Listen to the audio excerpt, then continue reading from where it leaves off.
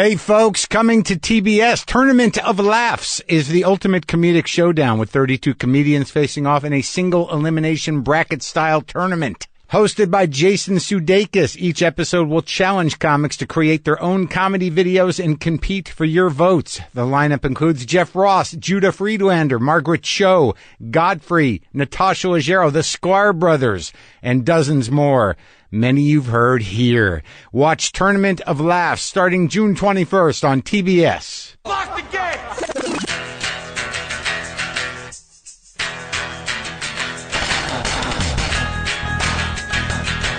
All right, let's do this. How are you, what the fuckers? What the fuck buddies? What the fuck nicks? What's happening? I'm Marc Maron. This is my podcast. WTF, welcome to it. How's everybody doing?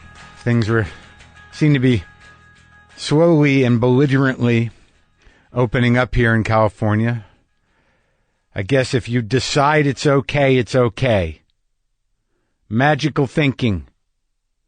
It's amazing that given the small window of opportunity to get a little back to normal without any real information being dispersed in an appropriate kind of blanket way around this virus, that just a little crumb that we might be able to get back to some sort of at least phase one of something. Some businesses opening.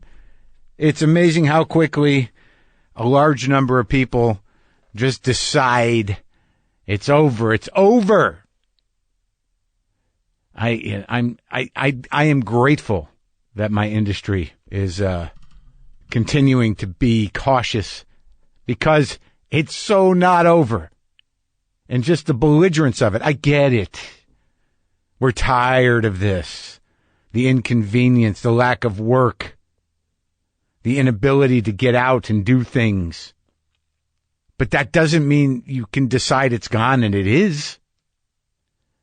It's amazing how quickly people surrender their intelligence, their memory, their common sense when they've had enough. It's scary, really, how that can be applied. Today on the show, I talked to Joey Pantoliano. Great. It's great. Got a movie coming out called From the Vine. It will be on VOD next month, but you know him from everything. He's been in everything. And I know some of you may have heard that he got into a little accident. Well, I tell you, I'm feeling okay in this half hour, in this process of missing and mourning or grieving or just Lynn Shelton. I also want to tell you that there's a beautiful hour-long or so tribute that's up on YouTube that her friend Megan did, called Her Effortless Brilliance, a celebration of Lynn Shelton. You can watch that on YouTube. It's got a lot of the actors and all, someone from most of her movies, and then musicians from all the films that did the soundtrack work doing a song. It's a beautiful thing. Her Effortless Brilliance, a celebration of Lynn Shelton. You can find that on YouTube. So Joey Pants got into a bad accident, and, days after I talked to him. I talked to Joey Pants before Lynn passed away. And after she passed, he wrote me an email. Dear Marc, I've been talking like I'm from Jersey. Dear Marc, I'm deeply sorry to hear of your unthinkable loss. I only heard yesterday and was devastated for you. We listened to you talk with Lynn Shelton yesterday, looking at pictures. She was so beautiful. She seemed to shine. I'm so glad you found each other and had that special time with each other. I don't know if this will help, but I want to tell you an antidote to our talk a couple of Thursdays ago. I recall at some point talking about the benefits that I've experienced from COVID-19, that I've been spending much more time with my wife and adult kids, taking long walks, discovering hikes close to our house. Well, the following afternoon, we ventured out after a long rain Thursday night into Friday. It was still drizzling, but the fog was clearing, and I love walking in the rain. We were walking to the corner of the main road when a cloud opened and this amazing rainbow just popped out, one of those double rainbows. So beautiful, I stopped and took my phone, did a little video, and posted it on Instagram less than 100 yards from the corner where I was to cross. There was a woman about to make a left-hand turn onto our street, waiting for oncoming traffic. Because of the rainbow, Nancy and the kids had gotten 30 yards ahead of me. The kids had already crossed the street, and Nancy was on opposite corner from me. This lady sees me and waves. I instinctively wave back. I don't know her, but I think she knows me from show business.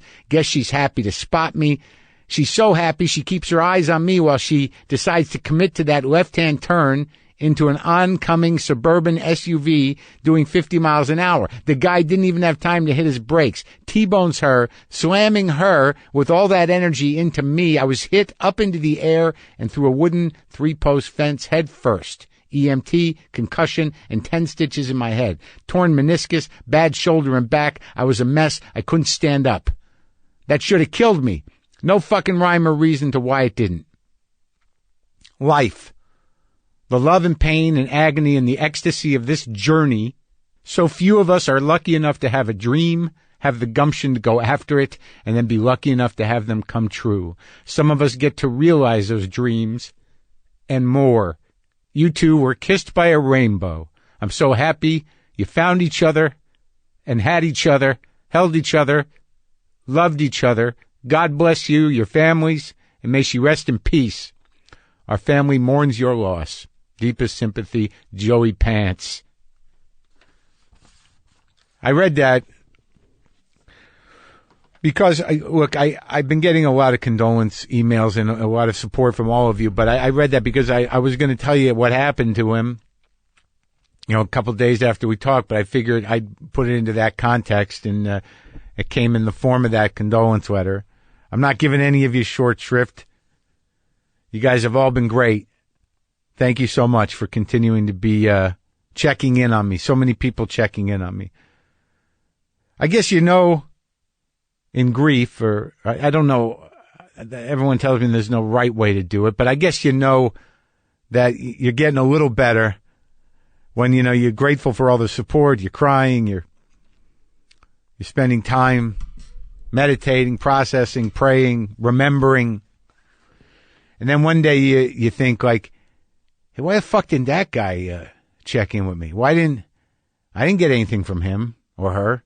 Why wouldn't they send their condolences? As soon as you, in the midst of thousands of well-wishing, beautiful people trying to, show me that I'm supported in this, one day the brain goes like, I didn't hear from that guy. I've known him forever. And then you're like, all right, something's changing. But then I have to frame it. I got to frame it with the new wisdom, the new wisdom. It's all right. Would I have reached out? Do you know what to say?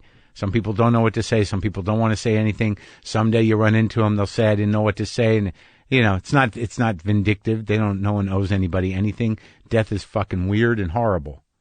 But it happens to everybody. I am getting a little, I'm not tired of it, but I start to understand, why grief or death makes people uncomfortable. I mean, I have neighbors who I don't even know that well.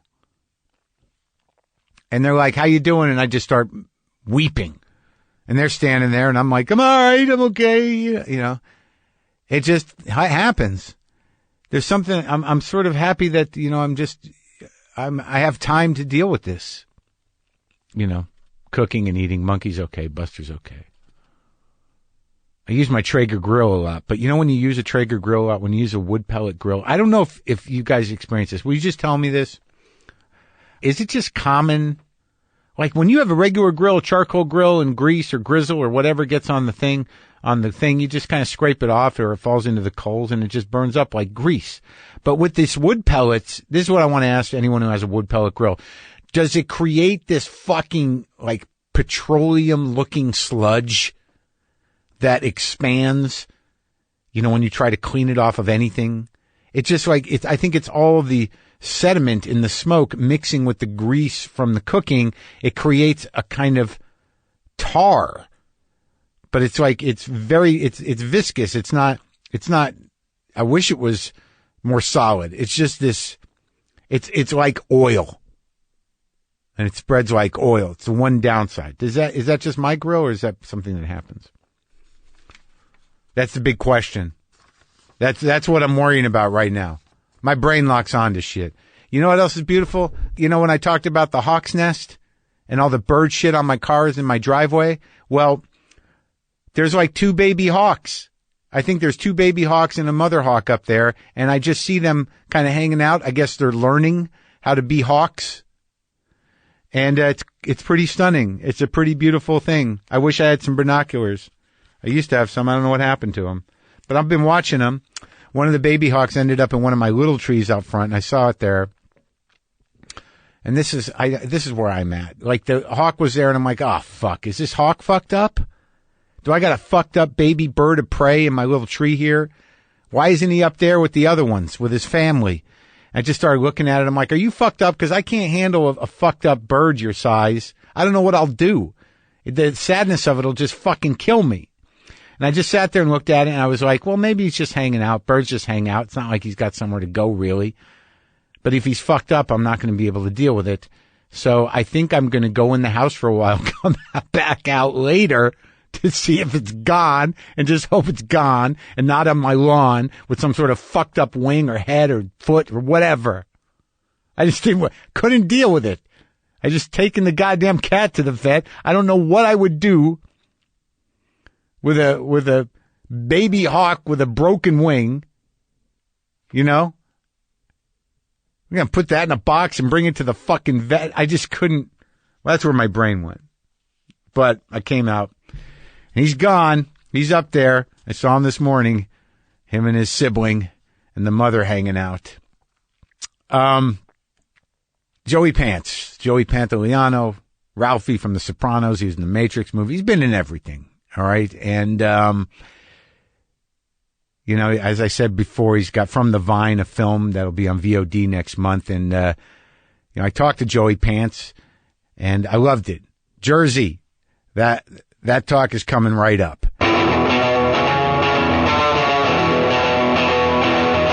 If you're doing more searching than streaming these days, then HBO Max is the new streaming platform for you. It's where all of HBO meets the greatest collection of movies and shows. Your search is over. It's all of HBO's series like Game of Thrones and Insecure, plus blockbuster movies like Joker and Crazy Rich Asians, together with timeless classics like The Wizard of Oz and Casablanca.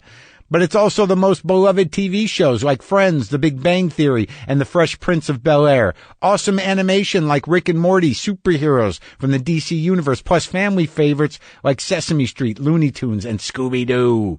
And there are new Max originals like Love Life, starring Anna Kendrick. All your favorites, all in one place for just $14.99 per month. Go watch something with Joey Pants, like Bound. That's a really good one. Or binge his seasons of The Sopranos. Excellent. Start streaming today. Download the app or visit HBOMax.com to start your free trial.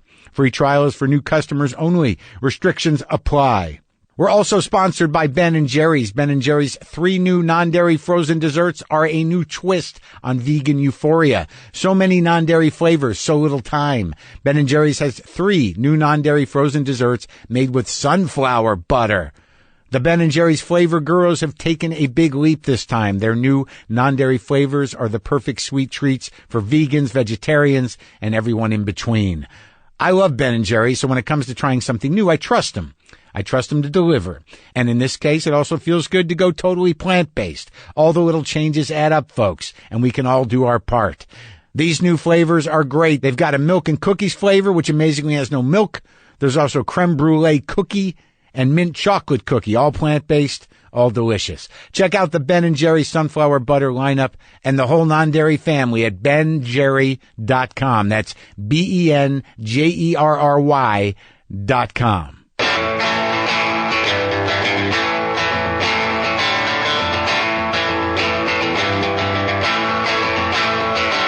It's nice to meet you, Joe.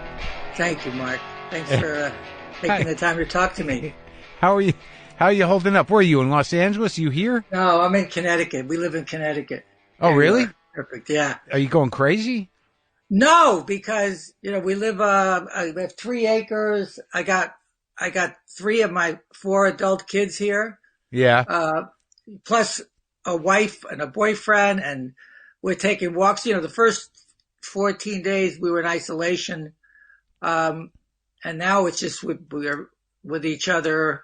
Right. We take So long walks. wait. So your wife has a boyfriend? Is that what you're telling me?